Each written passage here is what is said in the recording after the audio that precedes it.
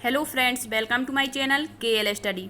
Friends, target CTET 2022 के लिए जो हमने EVS की क्लासेस स्टार्ट की थी उसकी हमारी नेक्स्ट क्लास होगी और इसमें हमारा जो टॉपिक रहेगा वो 10 नंबर का टॉपिक रहेगा। ठीक है, इससे पहले हमने हमारे 9 टॉपिक बहुत ही अच्छे तरीके से कवर कर लिए हैं, जिसमें हमने बहुत सारा मटेरियल आपका जो NCERT बेस्ड है वो कवर करवा दिया है। जिसने भी वो वीडियोस नहीं देखे हैं और यदि आप देखना चाहते हैं तो प्ले लिस्ट में जाकर जरूर देखिए। ठीक है, आज हम करेंगे हमारी पेंटिंग के बारे में। इससे काफ़ी क्वेश्चन पूछे जाते हैं कि जैसे पूछ लेगा कि मधुबनी पेंटिंग किस राज्य में प्रसिद्ध है, या फिर इस तरह से क्वेश्चन बनता है कि बिहार राज्य में की जाने वाली मधुबनी पेंटिंग बिहार राज्य के किन किन जिलों में प्रसिद्ध है। ठीक है, तो मधुबनी पेंटिंग, चित्रकाठी चित्रकारी, बरली चित्रकारी, चित्रकाठी पट्टा चित्रकारी। ठीक है, इस तरह से चित्रकारियाँ होती हैं। जैसे कह दिया कि फाड़ चित्रकारी कहाँ पर प्रसिद्ध है, कलमकारी चित्रकारी किस राज्य में की जाती है, तो इसकी संपूर्ण जानकारी आपको यहाँ पर मिलने वाली है। ठीक है, और यह आपका जो सेशन रहेगा बहुत ही इंपॉर्टेंट होने वाला है, क्योंकि इससे आपके 1 से 2 क्वेश्चन यहाँ पर क्लियर होने वाले हैं। ठीक है,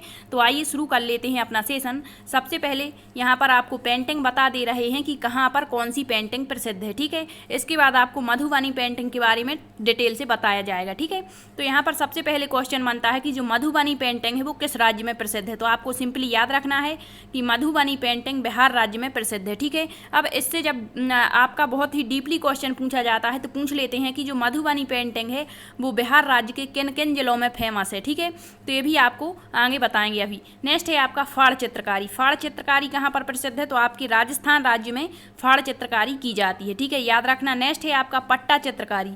पट्टा चित्रकारी कहाँ पर फेमस है आपकी, तो उड़ीसा राज्य में की जाती है पट्टा चित्रकारी। ये याद रखना, इससे आपको 1 से 2 क्वेश्चन आपके एग्जाम्स में जरूर देखने को मिलेंगे। ठीक है, नेक्स्ट है यहाँ पर चित्रकाठी चित्रकारी, और इससे सभी मतलब जितनी ये पेंटिंग यहाँ पर दी गई हैं क्वेश्चन पूछे जा चुके हैं। ठीक है, आप प्रीवियस ईयर क्वेश्चन लगाना, उसमें आपको सारे क्वेश्चन देखने को मिल जाएंगे।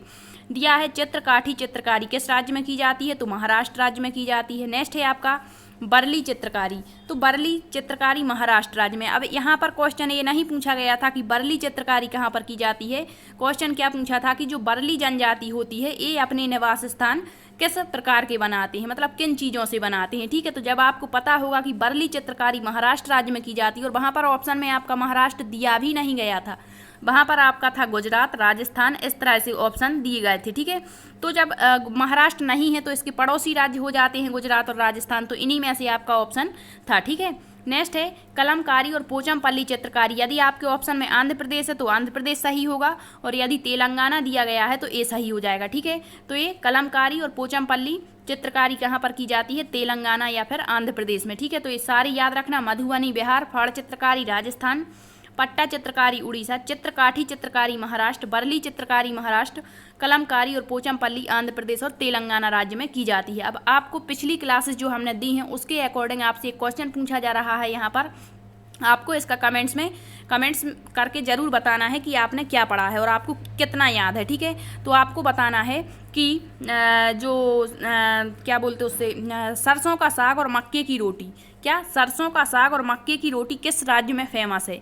ये आपको भोजन वाली टॉपिक से क्वेश्चन है और इसका आंसर आपको कमेंट्स में देना है। क्या सरसों का साग और मक्के की रोटी किस राज्य में फेमस है। ठीक है, नेक्स्ट आप यहाँ पर देखिए मधुबनी पेंटिंग के बारे में पूरा डिटेल से आपको बताते हैं। इतना यदि आपने कर लिया तो आपका मधुबनी पेंटिंग से कोई भी क्वेश्चन गलत नहीं होगा। ठीक है, तो सबसे पहले मधुबनी चित्रकारी सभी को पता है किस राज्य में की जाती है, तो बिहार राज्य में। ठीक है, अब हम यहाँ पर देखते हैं कि भारतीय लोक चित्रों की एक प्रसिद्ध शैली है मधुबनी। नेक्स्ट है मधुबनी बिहार राज्य में है। अब क्वेश्चन यहाँ से बनता है कि जो मधुबनी चित्रकारी है वो बिहार राज्य के किन किन जिलों में की जाती है, तो आपको ये जिले रट लेना है। ठीक है, इसके अलावा यदि कोई भी जिला देता है तो वो फिर इसमें नहीं आएगा। तो मधुबनी चित्रकारी बिहार के मिथिला, दरभंगा, मुजफ्फरपुर, सहरसा, पूर्णिया, मधुबनी और नेपाल के कुछ क्षेत्रों में प्रसिद्ध है। अब क्वेश्चन क्या बना था पिछली बार कि जो मधुबनी चित्रकारी है बिहार राज्य के किन जिलों में मतलब निम्न में से किस जिले में नहीं की जाती। ऑप्शन में था आपका मिथिला दिया गया था, मुजफ्फरपुर था, इसके बाद आपका मधुबनी दिया गया था, और नेक्स्ट आपका दिया गया था औरंगाबाद, जो कि इसका गलत आंसर था। ठीक है, औरंगाबाद में यह चित्रकारी नहीं की जाती।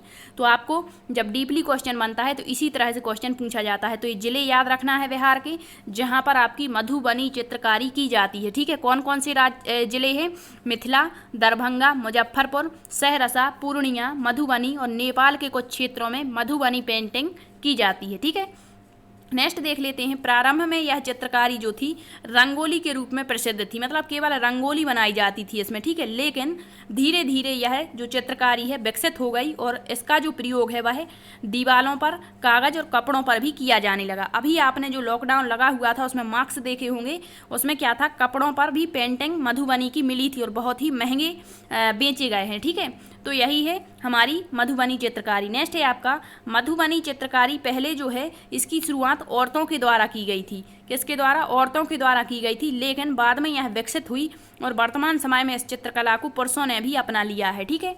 नेक्स्ट है, इस चित्रकारी में जो चावल के घोल में रंग मिलाकर तरह तरह के रंग, जैसे हल्दी मिला दिया, पीला रंग वाला बना लिया, ठीक है। तो इस तरह से चावल का जो सफ़ेद घोल होता है उसमें तरह तरह के रंग मिला करके चित्र बनाए जाते हैं, ठीक। नेक्स्ट है, इस चित्रकारी में जानवरों के, इंसानों के, मछलियों, पेड़ पौधों, पशु पक्षियों, देवी देवताओं, जीव जंतुओं सभी के चित्र बनाए जाते हैं, ठीक है। और यह एक तांत्रिक कला है। अब आपके ऑप्शन में तांत्रिक दिया है या फिर भरनी दिया है, कांचनी दिया है, तो किस प्रकार का ऑप्शन है वो आपके ऑप्शन पर डिपेंड करेगा। तो यह एक तांत्रिक कला होती है। और पात्र मतलब इसमें वही हमने बताया कि भगवानों के भी इसमें चित्र बनाए जाते, राम कृष्ण शिव, ठीक है, आदि। नेक्स्ट है, मधुबनी कला की 5 विशिष्ट शैलियाँ हैं। तो आपको क्या शैली दी गई है वो यहाँ पर देखना है। तो 5 विशिष्ट शैलियाँ कौन कौन सी हैं? भरनी, कांचनी, तांत्रिक, गौड़ना और कोहबर। ये 5 शैलियाँ होती हैं किसकी? मधुबनी कला की, ठीक है। तो एक बार इसका आप स्क्रीनशॉट ले लें, क्योंकि ये बहुत ही इंपॉर्टेंट है और इससे आपका क्वेश्चन बन ही जाता है, ठीक। नेक्स्ट देख लेते हैं, आपके एनसीईआरटी में कुछ टॉपिक इस तरह के दिए गए हैं, जैसे बेलक्रो घटना है। तो ये क्वेश्चन पूछा गया था आपका 16 दिसंबर को, जो फर्स्ट शिफ्ट का एग्जाम्स हुआ था आपका सीटेट का, उसमें ये क्वेश्चन पूछा गया था। क्वेश्चन क्या था कि जो बेलक्रो है चिपकाने की एक तकनीक है, ठीक है, और इसका विकास किसने किया? ऑप्शन में था Ronald Ross, George Mestral, Darwin, ठीक है, और मेंडल। इस तरह के ऑप्शन दिए गए थे। अब जिसने पढ़ा होगा कि बेलक्रो क्या होता है तो उसका आंसर करेक्ट हुआ होगा, ठीक है। तो जो बेलक्रो होता है यह क्या है, इसके बारे में हम देख लेते हैं। यह घटना 1948 की है। अब कहीं कहीं आपको 1942 भी देखने को मिल जाएगा, ठीक है। तो कंफ्यूज नहीं होना, आपके ऑप्शन में क्या दिया है उस पर डिपेंड करेगा ये, ठीक है। तो यह घटना 1948 की है। एक दिन जॉर्ज मेस्ट्रल करके एक व्यक्ति थे जो अपने कुत्ते के साथ सैर से लौटे, मतलब सैर करने गए थे, वहाँ से लौटे और उन्होंने पाया कि उन दोनों के ऊपर बीज चिपक गए हैं, ठीक है। इन बीजों को अपने कपड़ों पर चिपका हुआ देखा और जॉर्ज मेस्ट्रल हैरान रह गए और झट से अपना माइक्रोस्कोप निकाला और बीजों को बारीकी से देखने के लिए, और उन्होंने पाया कि बीज क्यों चिपक गए हैं। तो उन्होंने देखा कि इसमें छोटे छोटे से हुक हैं, इनकी मदद से बीज उनके कपड़ों के रेशों से अटक गए हैं। यह देखकर मेस्ट्रल को आइडिया आया कि बेलक्रो बनाया जाए, ठीक है।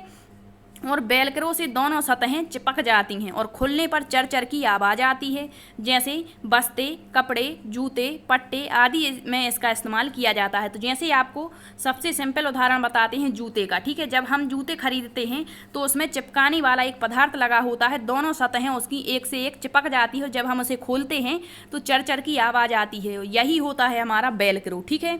और इसका आविष्कार किसने किया? जॉर्ज मेस्ट्रल ने, याद रखना। और यह घटना सन 1948 की है, ठीक। नेक्स्ट देख लेते हैं हम यहाँ पर बाला का फुल फॉर्म पूछा गया था आपका, तो ये भी आपको याद रखना है। बाला का फुल फॉर्म है बिल्डिंग एज लर्निंग एड्स, ठीक है, अधिगम सहायक के रूप में बिल्डिंग। हिंदी नाम भी याद रखना है, इंग्लिश नेम भी याद रखना है, कुछ भी पूछा जा सकता है, ठीक है। तो बाला का फुल फॉर्म क्या होता है? बिल्डिंग एज लर्निंग एड्स, अधिगम सहायक के रूप में बिल्डिंग, मतलब अधिगम में उपयोगी होता है, ठीक है। नेक्स्ट आपको बता देते हैं, रोनाल्ड रॉस के बारे में क्वेश्चन पूछा जाता है और ये सभी आपके एनसीईआरटी में दिए गए टॉपिक हैं, ठीक है। रोनाल्ड रॉस को मलेरिया परजीवी जो होता है प्लाज्मोडियम, इसकी खोज के लिए सन 1902 में नोबेल पुरस्कार दिया गया। ये क्वेश्चन पूछा गया था, ठीक है। तो पूछा जाएगा कि रोनाल्ड रॉस को मलेरिया परजीवी प्लाज्मोडियम की खोज के लिए नोबेल पुरस्कार किस वर्ष में दिया गया? तो कब दिया गया?